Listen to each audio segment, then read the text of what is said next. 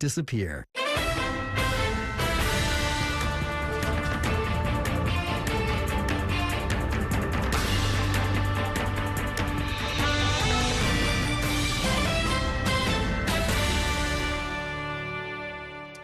Good evening and welcome to Inside City Hall for Friday, October 31st, 2025. I'm Bobby Kuza.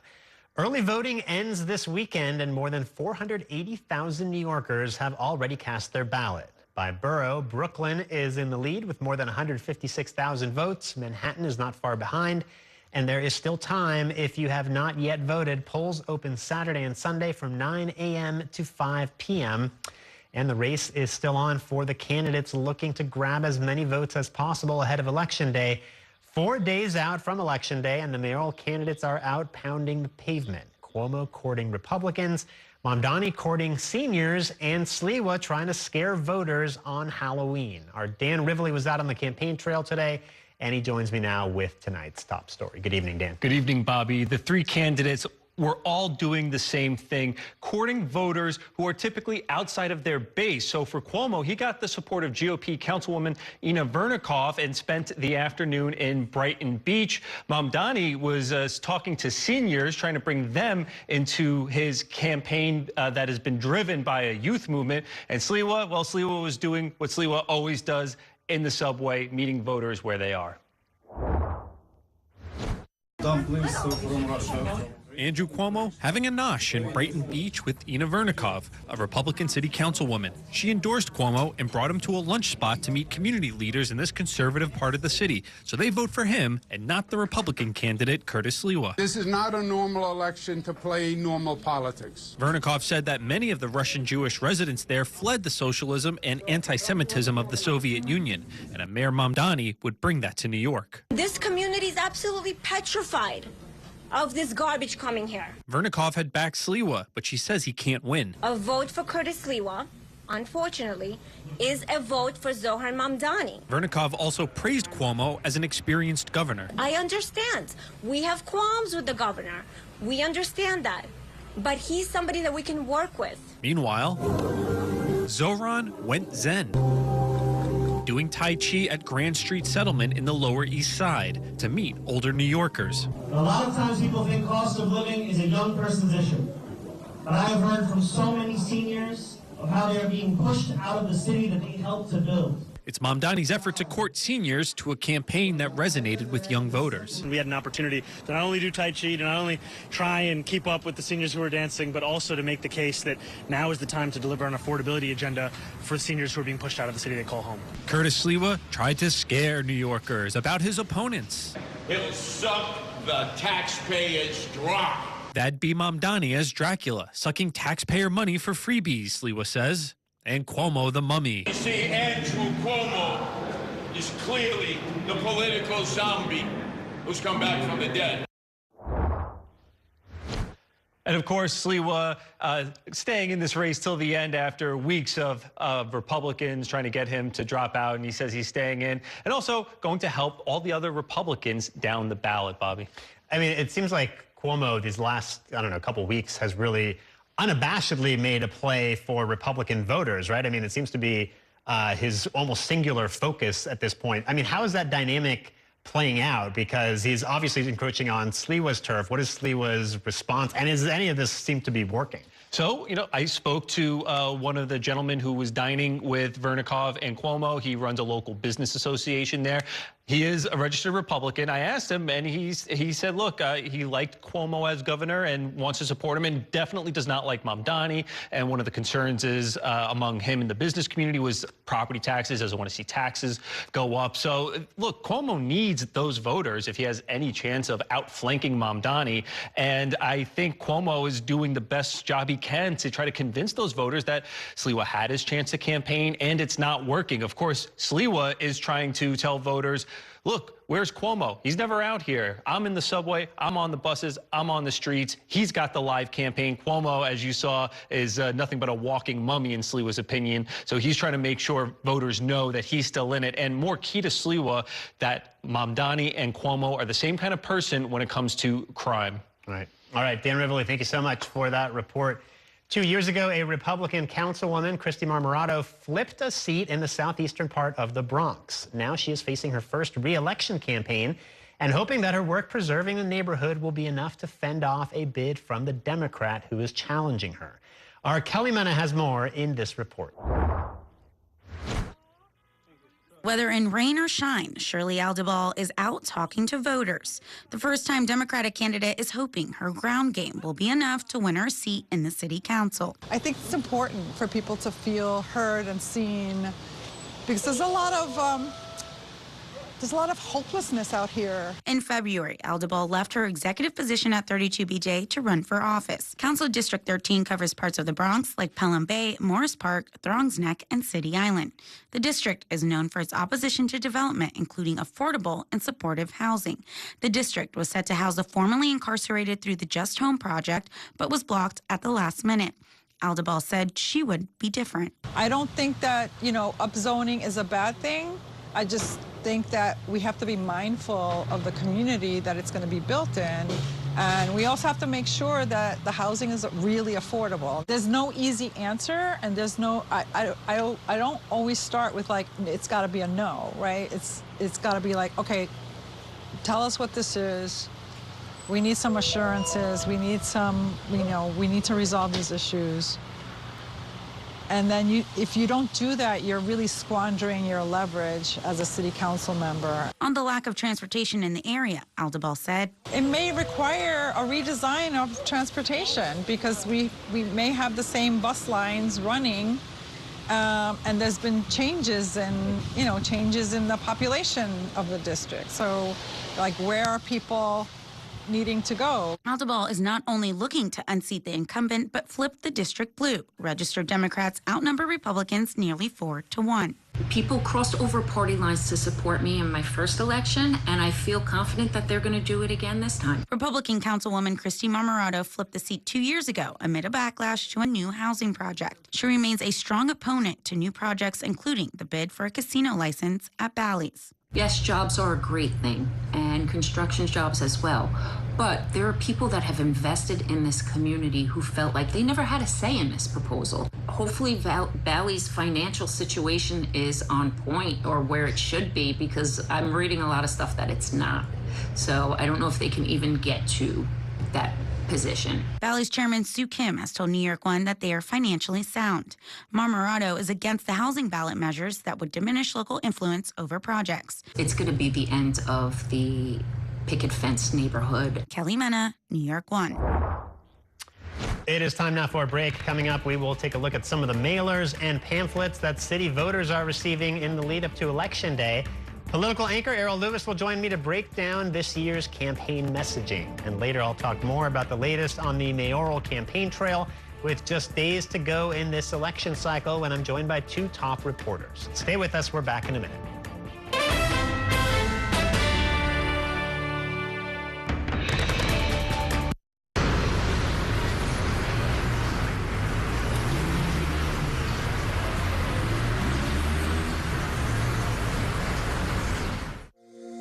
Every day tells a new story. At Mornings on One, we're dedicated to bringing you the stories that matter most to start your day. With in-depth coverage of the day's developing news. I'm Pat Kernan. Here are the stories we're following this morning. And weather updates every 10 minutes. Some morning sunshine possible, clouds take over. It's our responsibility to get you the information you need before you head out the door. Mornings on One, weekdays starting at 6 on the Spectrum News app. Free for Spectrum customers. Spectrum TV, isn't that only live TV? No, it's only all my favorite streaming apps with live TV. Okay. It's only all included at no extra cost, and that's the magic of math. Will this be on the test? Sure, why not? It's only one simple payment for all our TV. We gotta simplify and win. Winning is equally important. If not, more so. Yeah! Only Spectrum TV, fixed TV. I'm Sandra, this is Jorge, and we were adopted in 2019. I remember when they first came to us, Michael was already a teenager. The whole cliche of, they're so lucky to have you guys, and it's the other way around. They have changed our family for the better. They chose to love us. They didn't have to. They chose us. Family. Learn about adopting a teen from foster care. You can't imagine the reward. Visit adoptuskids.org. And that's a look at some of what's in the papers this morning. You've done at the sports section. Today's story is about the latest chapter for a beloved local business. It's a beautiful day with temperatures in the 60s, but showers are expected in the next hour. In a city that's always on the go, it's important to stop to hear the stories that connect us. The news that matters to New Yorkers. That's what brings us together. That's Mornings on One. Weekdays starting at 6. Exclusively on Spectrum.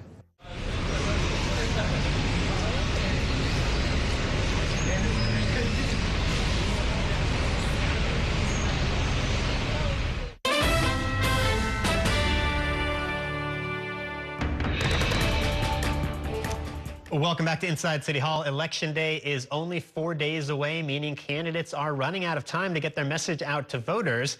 And not just candidates, but also groups advocating for and against the 6 proposals that are also on the ballot this year. One way campaigns have been trying to get the word out is through mailers and pamphlets. And joining me now to break down some of that campaign literature is political anchor Errol Lewis. Errol, I know you've got a pile of mailers to get through. Let's see some of what you got. Okay. Now, there's a day that will come when all of this is digital, but that day has not yet arrived. So here's a sample of what people have been getting in their mailboxes. This is a pro-Cuomo palm card. They call it a palm card because it would fit in your palm. And it's very straightforward. It just says, you know, New York City mayor is not an entry-level job. New Yorkers know better than to treat it like one. Clearly a slam at Mamdani. Andrew Cuomo delivered for New York, and he will deliver again, it says on the back. That's very, very standard. Very crowded. You have to actually read it, so that's what you get. Now, Zohran Mamdani is doing something similar. They have flooded New York with this. I found one of these under my, you know, the windshield wiper on my car. I got one under my apartment door, actually. They put these absolutely everywhere. Vote for Mamdani, vote for Mamdani, and again, sort of crowded. On the back, it's in Spanish, pretty much the same message. Some pictures of Letitia James and Alexandria Ocasio-Cortez, as well as the union bugs for some of the unions that are supporting him. Very short, compact, very standard. I think they get more creative when it comes to their digital ads. Now, here's one. Dangerous. You know, sort of saying, likely to cause harm, instability, or risk public safety. Example, it would be dangerous for New York if we were to elect anti-police, pro-criminal candidates like Andrew Cuomo or Zohran Mamdani. So now who's putting this out? Well, I guess by process of elimination. A vote for Curtis Sliwa means, you know, good things. Law and order, quality of life, clean streets, affordability. This is a Curtis Sliwa ad. Now, down at the city council level, this is kind of interesting because some people do this better than others. And I'm showing this, and across the board, I'm not endorsing any of these candidates. This is not intended to, but this is just a very good flyer. This is Vicky Palladino, the Republican running for re-election. Up in Northeast Queens, and it says, you know, the one we trust. You just, I mean, you know, you have her face, it says when the election is, and it puts the slogan right in front of you. Unlike those cluttered things I was just showing you. It's very straightforward. It really works. It really works pretty well. And on the back, it's time to re-elect Vicky Palladino for City Council. Election day is Tuesday, November 4th. Not every flyer, believe it or not, points out like when election day is, Bobby. So it's like it's kind of common sense, but she had a good designer.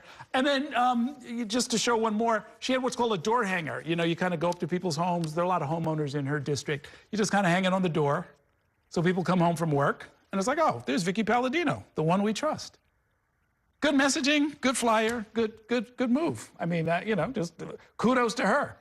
Now, the person running against her, of course, is Ben Chow, firefighter for City Council. He's running for the first time, and calling himself firefighter for City Council tells you what he's leading with, that he's an FDNY member, a first responder, not a politician, it says. And on the back, he talks about the things that I want our neighborhoods to feel like the one I grew up in. He's got a little picture, if you zoom in there a little bit, he's got the guns out. Guy's in great shape, young, very healthy young man, a firefighter running for office. Let's look at something else. This I found was kind of interesting. An affordable housing fast track is on your ballot. And I was wondering, like, gee, who's trying to tell me how to vote? This is from the Charter Commission itself. They came up with these proposals, and in theory, they're neutral because it's the government, and they're not telling you how to vote, but the arrow's kind of pointing there, and it's like an affordable housing fast track is on your ballot.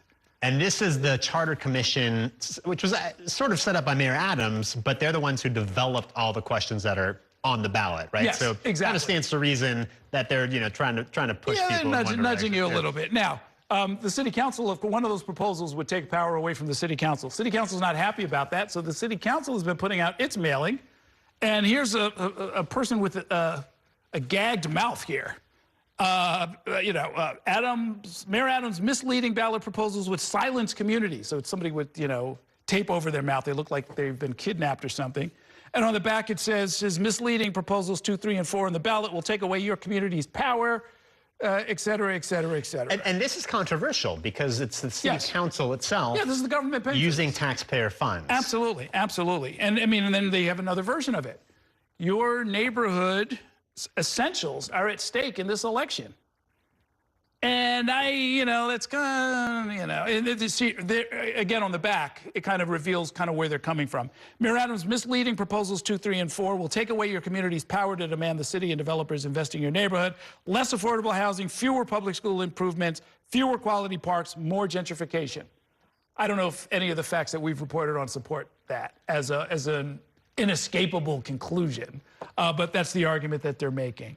Now, there are some really interesting things that are going on. People are putting out stuff that really has nothing to do with the election. This is Liam McCabe. He is the chairman of the Republican Party of Brooklyn. And I don't know how many people get to vote for the Republican Party of Brooklyn. I think it might be 50 people, the Republican district leaders. But he wants to get reelected, building a Republican Party that wins. Liam's vision for a stronger Republican Party in Brooklyn: real leadership, real experience, unity, not division, modernizing the party, recruiting the next generation, a different kind of politics. And presumably these are very targeted, right? This mailer is not going out to Democrats in Brooklyn. Yeah, you do not want to send this to anybody who's outside of the leadership of the Republican Party. Let's move on a little quickly. This is Julie Menon. She's running for re-election. The only reason I bring this up is that she probably does not have a very competitive race. However, she does want to be Speaker of the Council, and that is one reason why she's probably got these going out. Here's a really rough one. This is a council race out up in the Bronx, and this is just an attack on the incumbent. Corrupt, unethical, too extreme, Christy Marmorato. She's the Republican incumbent, and bad for the Bronx. And they've got like the jagged-looking font there, and on the back, right-wing radicalism, wrong for the Bronx, vote no, blah blah blah blah. So, like, equal time, let's give her say. Christy Marmorato is endorsed by a bunch of law enforcement unions. When it comes to public safety, the finest, bravest, and boldest all agree Christy Marmorato is the only choice. 2 more real quick. Shekhar Krishnan. This is a person running for re-election, and it's a very standard kind of a thing.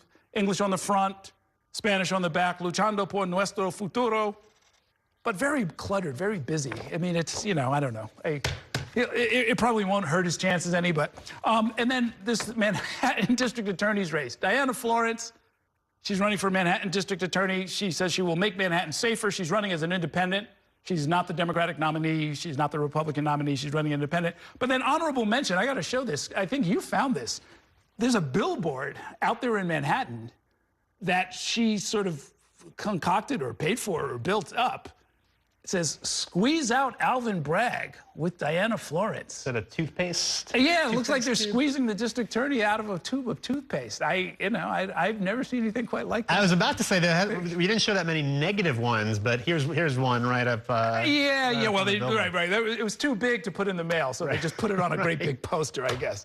Anyway, that's a little bit of what things are looking at. And as I said, like when we talk 10 years from now, Bobby, I think everything's going to be digital, but for now, they're still sending stuff to people's homes. And people will probably still continue to get these through Tuesday, maybe even later, depending on how often you open your mailbox. All right, Errol Lewis, thank you so much for that run through.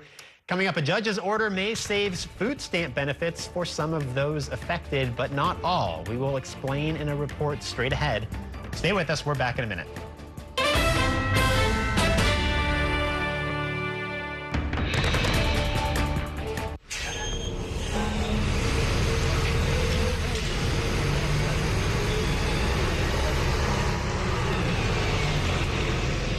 This election year is all about New York City. There are 51 council seats up for grabs, races for our next city comptroller and the next public advocate. Plus, an unprecedented race for mayor. That puts the power in your hands to decide who will run our city. Our team of political experts will be covering every angle of this election to keep you informed on how it could affect you, so you can feel confident with your decision at the polls. Stay with Spectrum News New York 1 for Decision 2025, exclusively on Spectrum.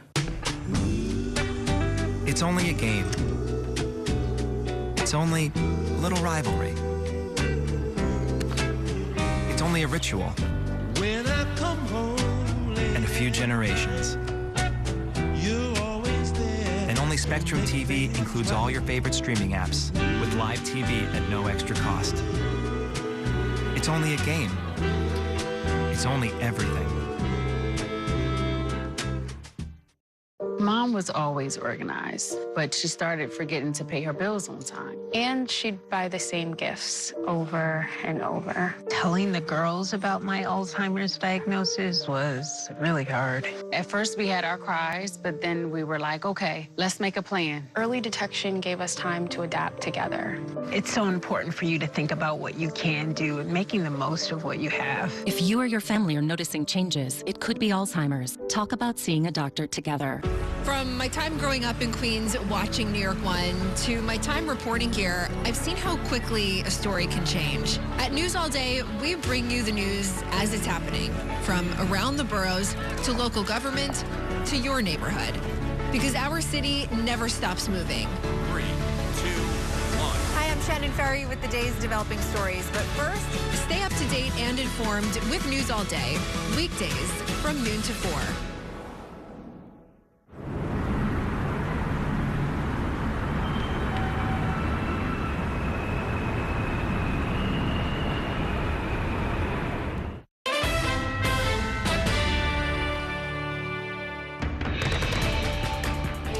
Welcome back to Inside City Hall. As the government shutdown continues past its first full month, 2 federal judges are making last-minute interventions to direct the federal government to tap into emergency funds to issue at least partial payments for food assistance benefits that were set to expire tomorrow. It relieves a potential pressure point in the ongoing stalemate between Democrats and Republicans. Spectrum News political reporter Cassie Simeon has more from Washington, D.C. Good evening, Cassie. Good evening, Bobby. And the feeling here in Washington is really that we are in this for the long haul, that there's no end in sight for this government shutdown. Both sides are incredibly dug in, but some Americans are able to breathe a slight sigh of relief tonight after those 2 federal judges said the federal government needed to make even partial SNAP payments to recipients reliant on that financial support. With just hours to spare before the Supplemental Nutrition Assistance Program known as SNAP was set to run out of funds, 2 federal judges interceded, directing the U.S. Department of Agriculture to use emergency contingency funds to release even partial payments to recipients as soon as possible. The assistance, a lifeline to millions of Americans. I do not sleep the way I've slept before, thinking about it, what can I gonna do if I make it a nice, real decision. Pay my rent, pay my electricity, or put food on my table. As October comes to a close, the impact of the government shutdown is inescapable. From growing lines at food banks as government employees remain without a paycheck, to ground stops at some of the country's biggest airports Friday morning, including Nashville and Austin, because there were not enough air traffic controllers working to safely put planes in the sky. President Donald Trump growing frustrated by the lack of movement towards reopening the government, writing on Truth Social, because of the fact that Democrats have gone stone cold crazy, the choice is clear. Initiate the nuclear option, get rid of the filibuster, and make America great again. The controversial move would change the Senate rules to lower the number of votes needed to pass a temporary measure to fund the government.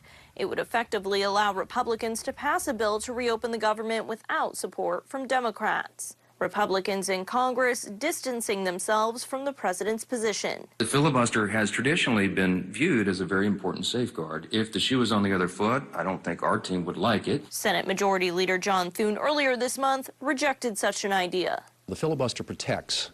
It's been a voice for the minority. It gives the minority a say in what happens in this country. The founders created the Senate uniquely that way.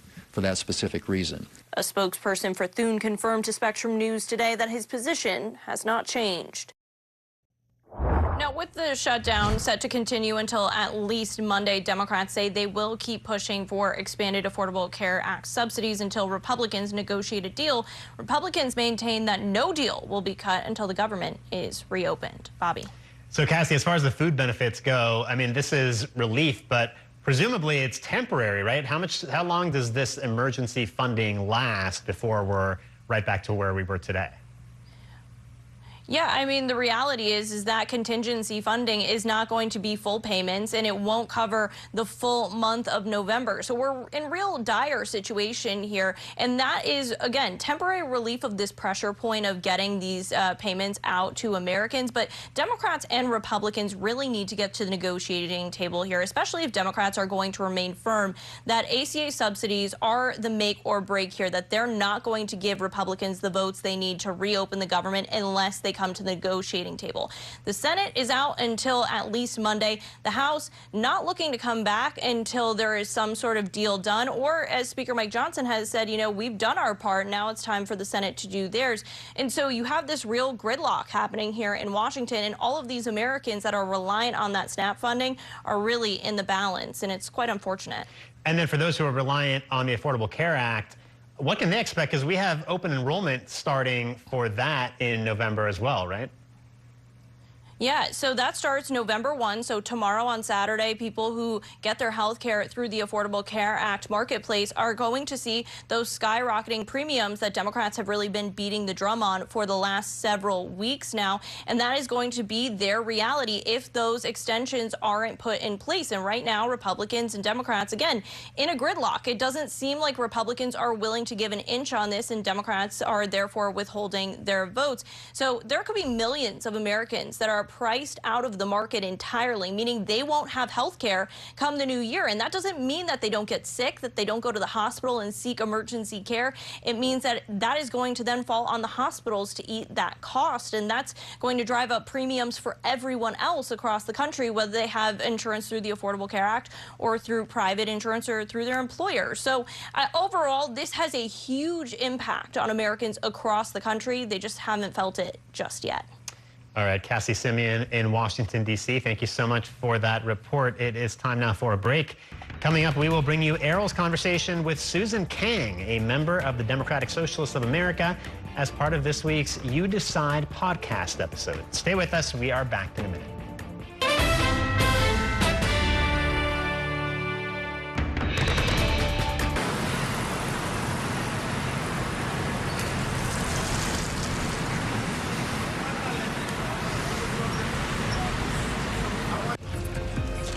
My time at New York One has shown me that in the city that never sleeps, the news never stops.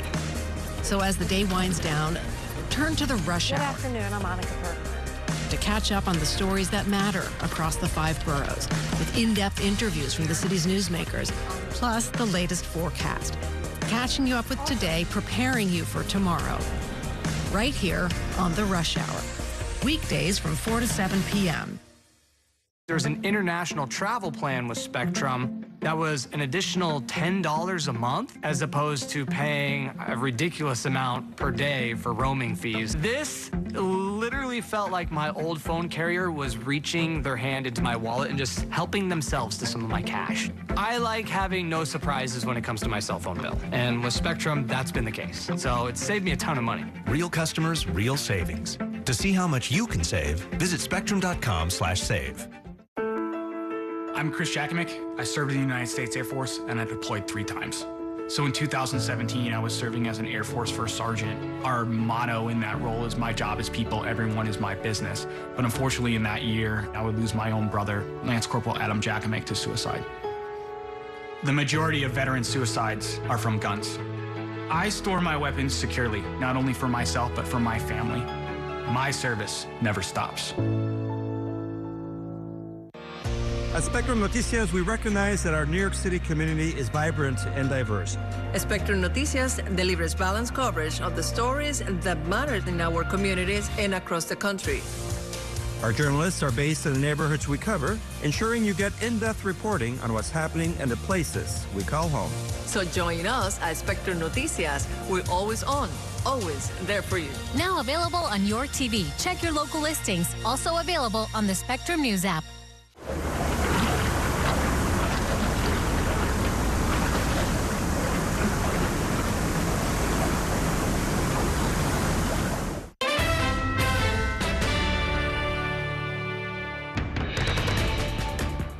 Welcome back to Inside City Hall, where we are turning our focus back to the race for mayor. Zohran Mamdani was a relative unknown prior to his bid for mayor, but he has been a part of city politics for some time. Susan King is a political science professor at John Jay College and a leading member of the New York City Democratic Socialist of America, of which Mamdani is also a member. This week, she joined Errol for the You Decide podcast to discuss the twists and turns of the mayor's race, early voting numbers, and how the DSA helped elevate Mamdani into a national figure. Here's a part of that conversation. This is an unsolvable question, but Sure. you traffic in that as a political scientist. Yeah. Is Mamdani succeeding because he's a socialist or because he's a gifted politician? So that's something I don't claim to be somebody who can differentiate between different variables. It's hard to know. Because those two things they're very much part of who he is. Like, he is a socialist and he is a very gifted politician. But he was a gifted politician when he ran in 2020, and that was a much closer race. Mm-hmm. But it was also very different. It was a COVID race. We were almost exclusively doing phone banking. But he hasn't really made the splash that he's made now as an assembly person either, because being one of 100 plus assembly Democrats doesn't really give you tons of opportunities. But he's kind of been doing what he did as an assembly person. It's just that it's taking off now. So he did a lot of work around educating around the budget. It's just that people didn't pay attention back then. People are paying attention now. I think it's a combination of his talents, his message, and the moment. I think the moment matters a lot. I don't know if we would have this kind of success if Kamala Harris won.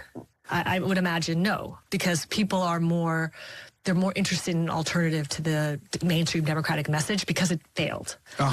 Interesting. Is his political, to what extent is his political success due to the DSA? And I understand, as a member of the organization who helped build the organization, you're maybe going to be inclined to think that way. But from the outside, I see 11,000 members of the DSA, and I see something like 90,000 people who have signed up to volunteer for the campaign. And I'm thinking the tail does not wag the dog, right? I mean, he's built something, but what's the relationship there? So I like to think of it as he became the person he is, at least partly due to his work in the DSA. So, for example, he was a field lead during the Caban campaign. So he developed a sense of how to run field operations, that kind of thing. But, he's the person he is prior to working with us as well, which is, somebody who probably had a deeper, more sophisticated understanding about politics, because his father is a celebrated professor of politics who, when I first met Zohran, I was like, I wonder if he's related to Mamdani, or is that just a common last name? I didn't ask him. Interesting. But of course, I was familiar with his father's work. So I think it's one of those things where I don't know if we could have a runaway success for somebody who occupies this ideological position without the organization. But the organization is one of many very important ingredients. Like, day one, his endorsers included a lot of community organizations that draw on various immigrant communities and communities of color where we don't have the same strengths. And I think they matter as well. Sure. Right? Making those connections, right, with South Asian, with Latino, with East Asian communities is also really important for his coalition. And also him being a young person who's very social media savvy, that makes that connection as well. So the DSA, I'd say, is maybe necessary but not sufficient if we're talking about political science, right? But we can't know. We can't run the alternative experience. Well, it's interesting. I mean, look, it's fascinating to me because, he draws a lot of support from a lot of communities, as you're mentioning. And we say South Asian, and that's kind of slang, as is, the term Desis, right? Which is basically the Indian diaspora or the South Asian diaspora. Right. Well, subcontinent is what my sister-in-law's family's from India. She just calls it the subcontinent. Right? Well, it's true, because it's Bangladeshis, right? And it's Guyanese. You'll find Desis in Trinidad and Tobago. You'll find them everywhere, kind of spread and living lots of different lives, and they have lots of different migration streams into New York City, and they've formed a lot of different communities. Geographies as well. Yes. Right. You'll find some in Brooklyn. You'll find them in Queens. Right. You will probably find some in the Bronx as well. Like they live in all different communities. And one of my students once told me, he's like, "Oh, there's a different vibe in Brooklyn. Like the South Asians there are not as chill," is what he told me, as the ones in Queens. And I was like, "What does that mean?" He's like, "Just don't worry about it." That's what he said. If you have to ask, you'll never understand. But it's one of those things where we have a lot of young kids. I don't know. I call them kids, but they're adults. We have young adults in DSA who love to look at the data. And one of the things that they found is that one of the communities that's very reliably supportive of DSA candidates, which is not to say necessarily DSA or DSA ideology, but DSA candidates are Bangladeshis. And so they come out very strong for our candidates. And I think about why. Part of the reason why is that they're a more recently arriving community, and so maybe they're not as integrated into party structures the way, for example, like Caribbean diasporas are. They might have more familiarity and less fear of left politics than other diasporas might. And then they also happen to live very adjacent or deeply integrated into this quote-unquote commie corridor, right? So there's tons of Bangladeshis in, like, where I live in Jackson Heights. There's a lot of them in Astoria. And so it's sort of a confluence of just coincidences and historical factors, I think, that have made them a very reliable. Oh, let me give you another factor. Throw this in your pile. Is a collective economics, the Grameen Bank model. I spent some time a long time ago working with this stuff with Muhammad Yunus, actually, who's they're currently leading the nation in Bangladesh after all of the political turmoil they had there. But he established all of these little village lending circles, right? Microcredits? Yeah, microcredit. And it became the model, really, for a whole global movement. But it's deeply, deeply rooted in the culture there. And it's one of those transfers that comes over here. And you get a small lending circle. You have created a level of social solidarity and potential political activity that you can't match in normal politics. Yeah, so like not all communities are connected, right? And so some communities are more connected than others. And I imagine that, for example, the work that Zoran did with taxi drivers, that would resonate and move through deeply connected communities and be very effective, right? I'm sure you've seen that video of him leaving reporters to go chat with a taxi driver. Yes. So that work that he did was, became very iconic and well known among communities where there are a lot of taxi drivers. Oh yeah, no, that was all deserved. I wrote a couple of articles about that. Yeah. It was, and in fact, it was one of these things. I was actually startled. I went down there because there'd been, I think at that point, 8 suicides among taxi drivers. And it involved some corrupt credit unions and some other, sort of shady lenders who had led them into a trap. And for whatever reason, the de Blasio administration was not bailing out these drivers as quickly as they could or should have. And I knew about the taxi cab credit unions because of the work that I used to do. And I went down there and I figured there'd be a bunch of the usual suspects who were out there standing in solidarity with the taxi drivers. And it was only Mamdani. He was doing the hunger strike with them, and I was thinking, it's like, guys, this is an easy one. These are, this is symbolically, at least, this is as bread and butter New York City as you can get. Right. These guys had a medallion. They drive 12 hours a day. They've got families that they're trying to take care of. Everybody should understand what this is about. They got ripped off by some shady lenders, and nobody was even asking for a bailout. It was just like, reorganize the loan so that they have some hope of being able to pay it off. Right. You can catch the full episode of You Decide wherever you get your podcasts, as well as on New York One's YouTube channel. It will also air on New York One this Saturday night at 11 p.m., right before a new episode of our Off Topic on Politics podcast. It is time now for a break. Coming up, we will continue the conversation on the race for mayor when I'm joined by 2 top reporters in our Friday Reporters Roundtable. Stay with us. We are back in a minute.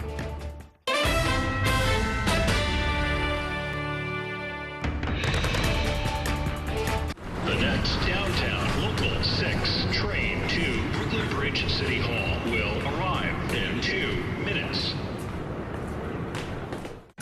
After 30 years of forecasting for New York, I've learned it takes a dedicated team to cover all the weather our city has to offer. I'm so honored to be a meteorologist here at New York One because as a Brooklyn kid, this is the station that I grew up watching. Morning, noon, or night, our team is here to bring you accurate forecasts you can count on, from severe weather updates to our weather on the ones. Watch the New York One weather experts on your TV and on the go with the Spectrum News app. Your entertainment the way you want it.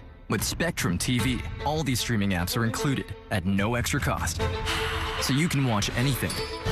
Movies, series, sports, reality, news. Here's a look at today's top stories. Exclusive originals. We await your orders. And even more of your favorites with live TV.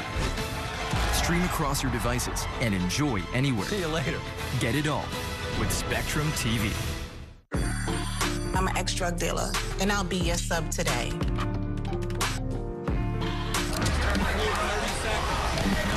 Two milligrams of fentanyl can be lethal. A lethal dose is in here. Who gets it, I won't know. It's cheap, it's potent, and it's profitable. The sad reality is fentanyl is being mixed into everything now. More kitchen now. My father was a New York City firefighter. My mission, like his, is to serve New Yorkers in a city that doesn't stop when the sun goes down. Being with New York One since the beginning, I'm now honored to join you even earlier each weeknight. Starting at 8 with New York Tonight, we'll explore the latest news developments, followed by New York One at 10 to wrap up your day. So join me each weeknight starting at 8 right here on New York One.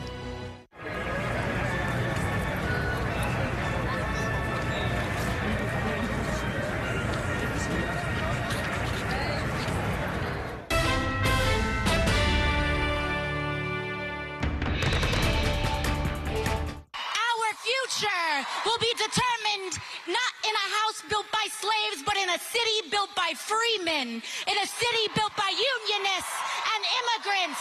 Together, New York, we're going to freeze the... Together, New York, we're going to make buses fast and... I have yet to find a millennial or a Gen Z who's a fan of Andrew Cuomo, and especially if they're young ladies, 30 and less, because he loves to flirt with them. The Democratic Party is having a civil war. You don't hear it, you don't see it, but it's going on in this election. The best thing to do right now is canvass. Is get out there and actually make the case to New Yorkers. I would like to be able to stand here and say there is a Santa, but it is not true. The mayor cannot freeze the rent. The Cuomo team, the most dystopian, disturbing campaign I've ever seen. The negativity, like, unbelievable. Welcome back to Inside City Hall. That was a look back at what some of the candidates for mayor had to say on the campaign trail in these final days of early voting. And here now to discuss this and more are two top journalists in our Friday Reporters Roundtable. Joining us for the very first time is Ested Herndon. He is a host and editorial director with Vox Media. He was formerly a national politics reporter for the New York Times and earlier this month published a feature on Mamdani after following him on the trail for several months. And joining us again is Joe Anuda, who covers City Hall for Politico New York. Thank you both for being here. A lot going on here in these closing days of the campaign. It seemed for a minute there like Andrew Cuomo had caught some momentum. He had a strong debate. He's picking up all these endorsements. But then we got a snapshot of the race, a few snapshots of the race on Wednesday and Thursday with these polls that came out. And Joe, what did we learn? I mean, it seems like Mamdani is in pretty good shape according to the polls. Yeah, I mean, I think Cuomo picked up a little momentum. I think a lot of it had to do with Eric Adams dropping out before. And I think really his only play right now is to try and hoover up as many Republican votes as he can. So you're seeing he's going on Fox News all the time. He appeared with a Republican council member today, Ina Vernikov. He released this statement that was a very sort of NIMBY-esque, anti-zoning, I'm going to keep character in low-density neighborhoods. Those are a lot of Curtis Sliwa voters.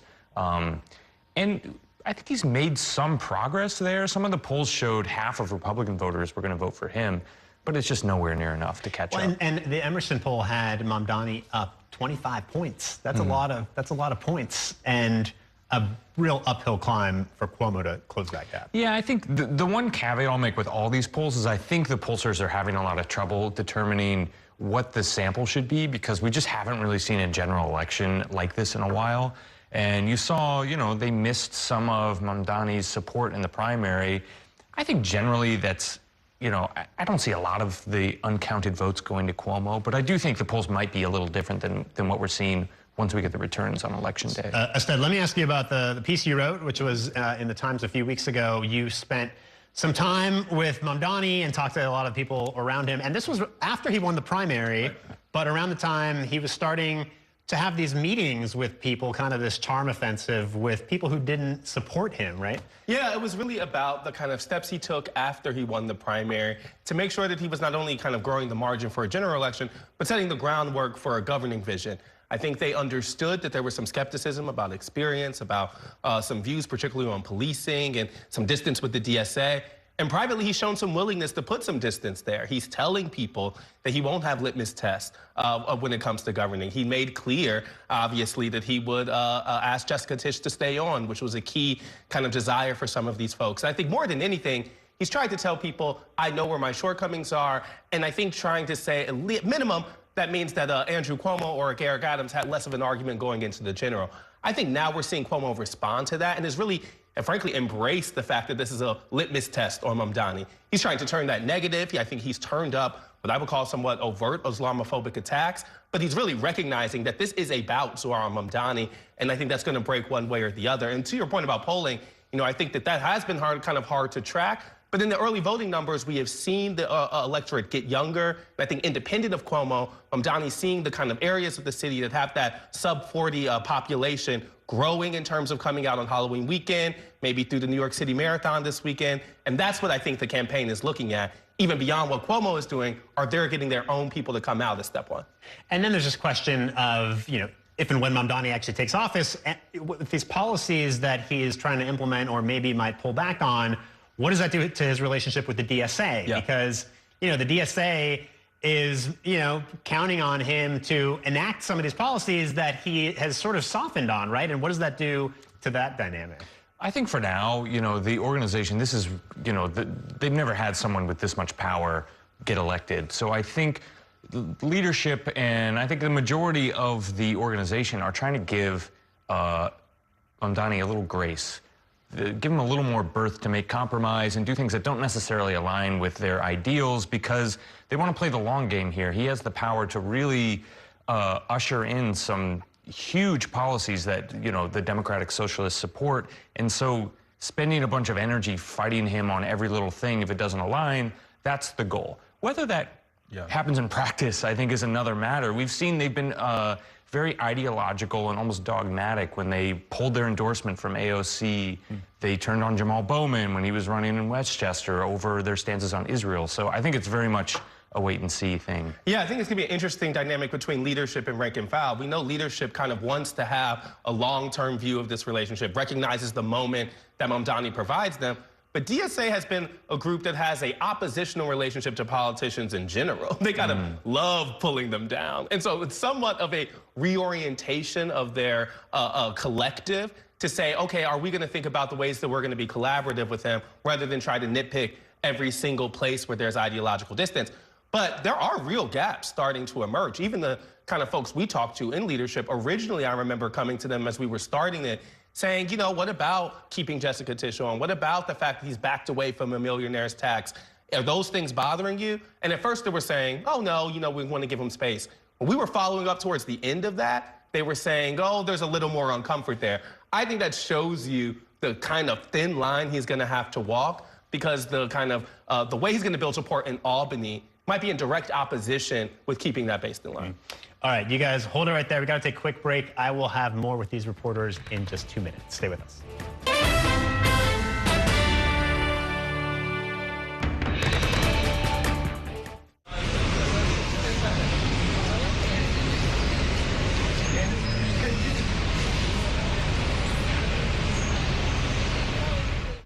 Here's the deal. People need a place to explore national issues that have an impact on their community. To understand those issues better, we're bringing together our team of local political journalists from across the country to break down what's happening. So join us every week to catch up on the key stories making a big difference across the nation and in your local community. Watch The Big Deal with Errol Lewis Friday nights at 9 on Spectrum News New York 1. Available on all of your favorite devices exclusively on Spectrum. My name is Gail, and we are in my showroom for Florist Fire Design House. Getting Spectrum set up for my business was extremely smooth. They had it set up within an hour, and I was online and ready to go and run my business. Spectrum helps me stay online. You know, I have to be able to be online at 5 a.m. when the market's open. Without Spectrum, it wouldn't be possible. Get up to 4 months free when you bundle award-winning internet. Visit spectrum.com/business to learn more.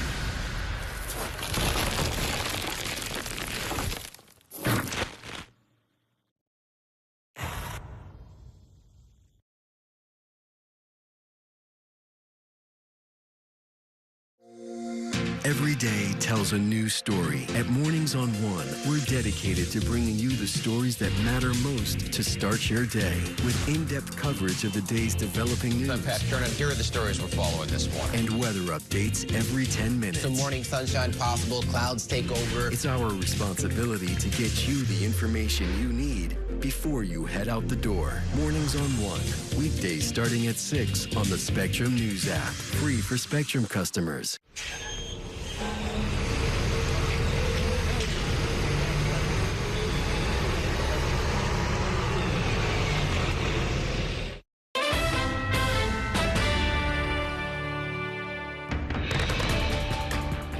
Welcome back to Inside City Hall. I'm once again joined by my reporters roundtable, Ested Herndon of Vox Media and Joe Anuda of Politico. So it seems like Mamdani's Muslim faith and this question of Islamophobia have been front and center the past week or so of this race. Talk about, you know, the relationship that Mamdani has to his faith. He talked about it with you. Yeah. And then last week it sort of came to a head and he gave this very passionate speech about his faith and the attacks that Muslim New Yorkers have faced. Yeah, it's really central to both his personal identity and his political identity. When he joins, even before he joins DSA, he joins the Muslim Democratic Club of New York. These are some of the first people he was connected with, even in Democratic politics. So even as he says, oh, I'm a member of DSA, but I've always been a Democrat, that's often been through these campaigns that he's been connected with.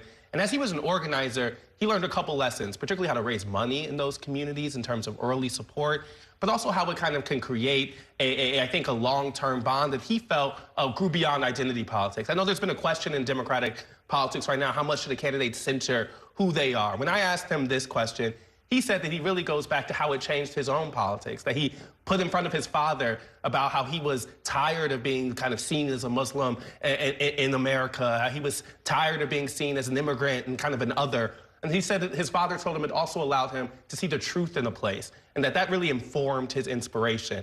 And so I think when Cuomo kind of turned up that dial on this front, that's a conversation Zohran Mamdani wants to have, because he understands that there is a collective power both behind his candidacy, linking what he calls a mosaic of immigrants in New York City.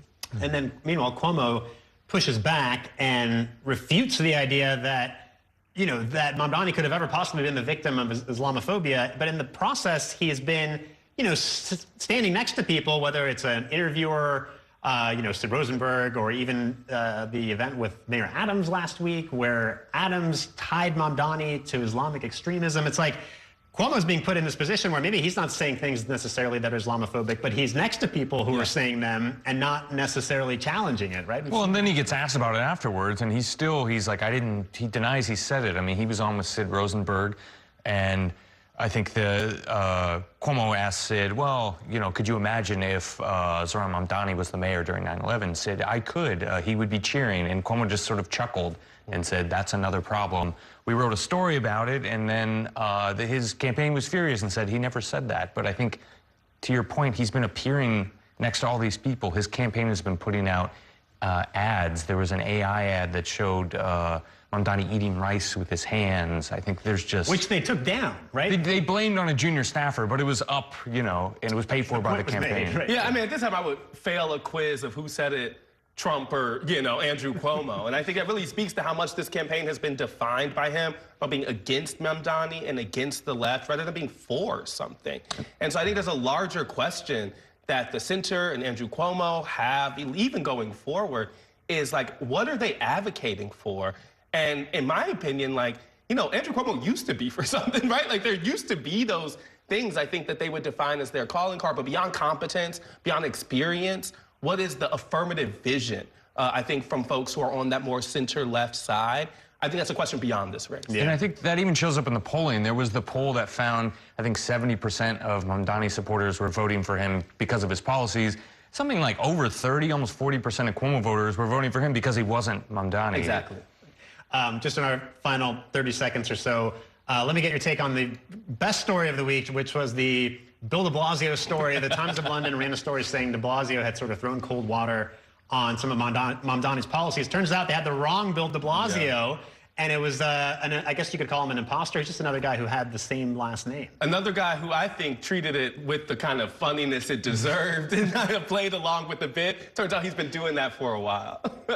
Yeah, I mean, he's been getting these emails for like 12 years of people thinking he's the mayor, and a lot of them were not very nice. A journalistic truth, though, double check, you know? I mean, this really does have this really has some journal lessons, too. Absolutely.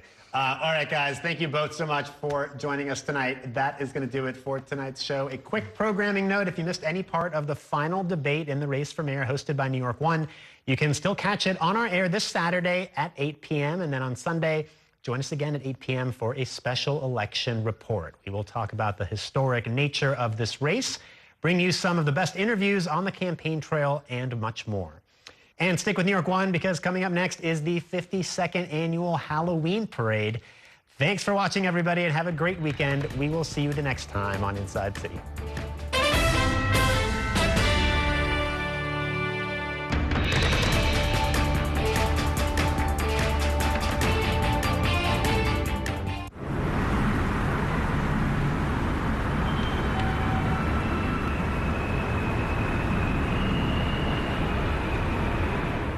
And that's a look at some of what's in the papers this morning. You done with the sports section? Today's story is about the latest chapter for a beloved local business. It's a beautiful day with temperatures in the 60s, but showers are expected in the next hour. In a city that's always on the go, it's important to stop to hear the stories that connect us. The news that matters to New Yorkers. That's what brings us together. That's Mornings on One. Weekdays starting at 6. Exclusively on Spectrum. My name is Gail, and we are in my showroom for Florist Fire Design House. We are a full production wedding and event company that focuses on florals. Getting Spectrum set up for my business was extremely smooth. They were here the same day, had it set up within an hour, and I was online and ready to go and run my business. You know, I have to be able to be online at 5 a.m. when the market's open. And if I'm contacting a merchant via email or placing an order online, without Spectrum, it wouldn't be possible. One more road. Spectrum is reliable, they're committed, they're fast, and they really take care of me as a business owner.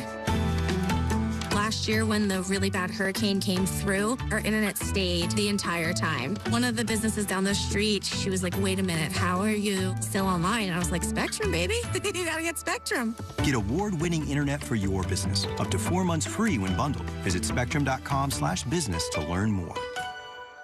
This election year is all about New York City. There are 51 council seats up for grabs, races for our next city comptroller and the next public advocate. Plus, an unprecedented race for mayor. That puts the power in your hands to decide who will run our city. Our team of political experts will be covering every angle of this election to keep you